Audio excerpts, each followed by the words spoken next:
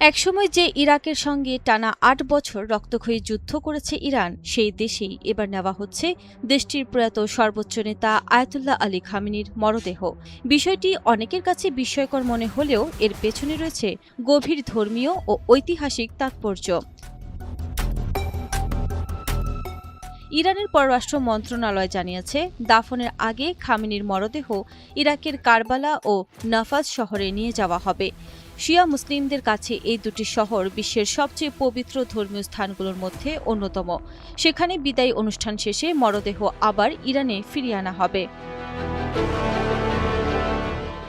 তেহরানে এক সংবাদ ব্রিফিংয়ে ইরানের পররাষ্ট্র মন্ত্রণালয়ের মুখপাত্র ইসমাইল বাঘাই বলেন, ফোটানোর ঝামেলা ছাড়াই নিরাপদ পানির জন্য ঘরে আনুন পিওরিট। কল করুন 16627। এ কর্মসূচি বাস্তবায়নে ইরান ও ইরাকের মধ্যে প্রয়োজনীয় আলোচনা সম্পন্ন হয়েছে। অনুষ্ঠান সুষ্ঠুভাবে আয়োজনের জন্য ইরাকি কর্তৃপক্ষ একটি বিশেষ সমন্বয় কমিটিও গঠন করেছে।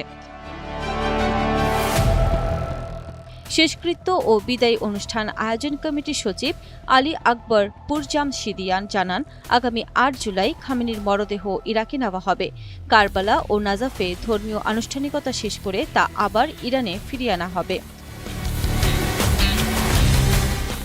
বিশ্লেষকদের মতে ১৯৮০ থেকে ১৯৮৮ সাল পর্যন্ত ইরান ইরাক যুদ্ধ দুই দেশের সম্পর্কে গভীর ক্ষত তৈরি করেছিল। সেই যুদ্ধে লাখো মানুষ নিহত হয় এবং দুই দেশের মধ্যে দীর্ঘদিন বৈরিতা বজায় ছিল। তবে সময়ের সঙ্গে রাজনৈতিক সম্পর্ক এবং ধর্মীয় যোগাযোগ জোরদার হয়েছে। বিশেষ করে শিয়া মুসলিমদের জন্য নাজাফ ও কারবালা এমন দুটি পবিত্র স্থান যার গুরুত্ব জাতীয় সীমানার ঊর্ধ্বে। ফলে খামেনির মরদেহ সেখানে নেওয়ার সিদ্ধান্তকে ধর্মীয় মর্যাদার প্রদর্শনের অংশ হিসেবেই দেখা হচ্ছে।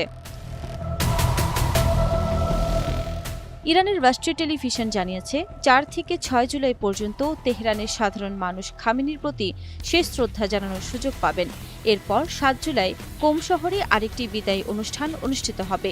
ইরাক থেকে মরদেহ ফেরত আনার পর ৯ জুলাই তার নিজ শহর মাশহাদে দাফন সম্পন্ন হওয়ার কথা রয়েছে। উল্লেখ্য, যুক্তরাষ্ট্র ও ইসরায়েলের যৌথ সামরিক অভিযানে খামেনি এবং ইরানের কয়েকজন জ্যেষ্ঠ কর্মকর্তা নিহত হওয়ার পর এই শেষকৃত্যের আয়োজন করা হচ্ছে। সেই প্রেক্ষাপটে তার মরদেহ ইরাকের পবিত্র শহরগুলোতে নেওয়ার সিদ্ধান্ত ধর্মীয়, রাজনৈতিক এবং প্রতীকী ৩ দিক থেকেই বিশেষ তাৎপর্য বহন করছে।